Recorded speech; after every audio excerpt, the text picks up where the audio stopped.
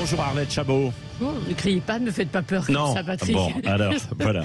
Il y a une semaine, le Rassemblement national changeait de président, Jordan Bardella, qui succédait à Marine Le Pen.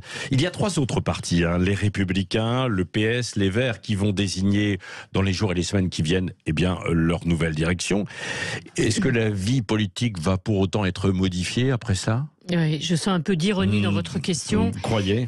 Oui, ce n'est pas faux parce que ces trois rendez-vous vont sans doute souligner un peu plus la faiblesse des partis politiques français et la faiblesse de la vie politique française. On regarde d'abord parce que ce sont les plus touchés, les deux grands partis qui ont gouverné la France depuis les débuts de la Ve République.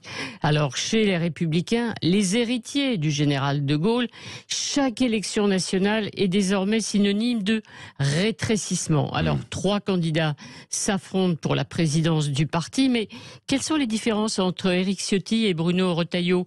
L'un met en avant la sécurité et l'immigration et l'autre l'immigration et la sécurité. Alors on parle juste de différence de caractère. Quant au troisième, Aurélien Pradié, il aura sans doute du mal à imposer la rénovation. Je vais vous donner des chiffres ce matin quand même, qui résument un peu la situation.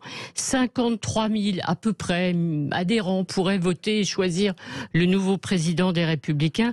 À l'époque de la création du parti, Nicolas Sarkozy revendiquait 370 000 Oui, mais je croyais qu'on était à 90 000 à peu près là. Non, sont des chiffres difficile à vérifier, toujours les chiffres. Même s'il y a eu quelques adhésions, effectivement, pour participer, ou retour pour participer à ce scrutin. On regarde à gauche du côté du Parti Socialiste, c'est pas tellement mieux.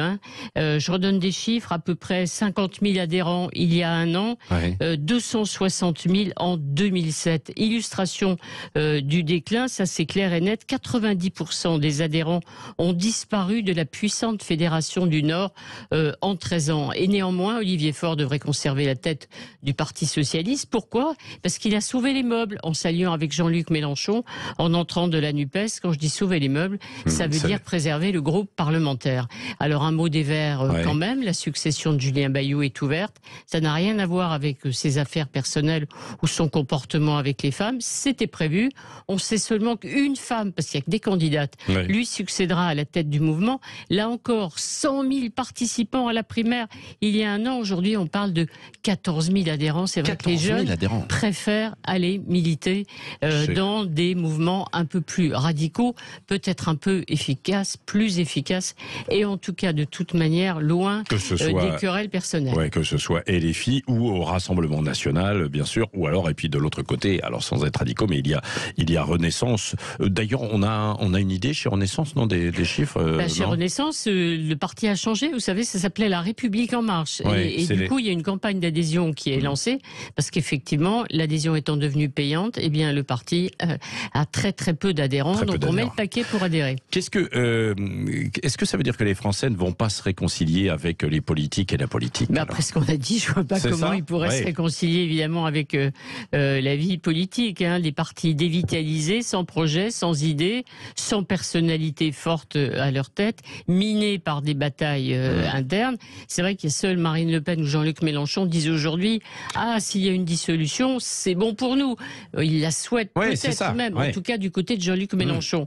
Ailleurs, c'est beaucoup plus risqué parce qu'on a bien compris que les Français font sécession, ne vont plus vers les urnes, et c'est vrai que le grand parti en France aujourd'hui, évidemment, c'est celui de l'abstention. Zemmour avait réussi un coup quand même, parce qu'il avait réussi à faire adhérer énormément de gens. Je ne sais pas où il en est précisément. Combien il y en a ?